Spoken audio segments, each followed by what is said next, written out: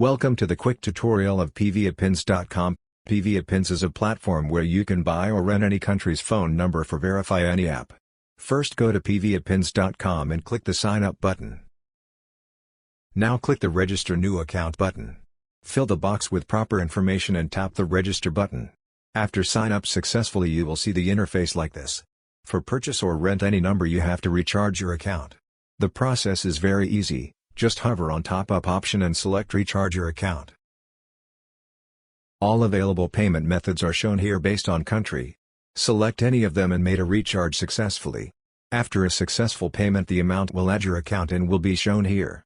Now you are ready to purchase number here. Today, we will learn how to create and verify a IMO account with a virtual phone number via PVAPins. First we launch IMO app. To create a IMO account we need a phone number. Now return to PVAPins and search here any country.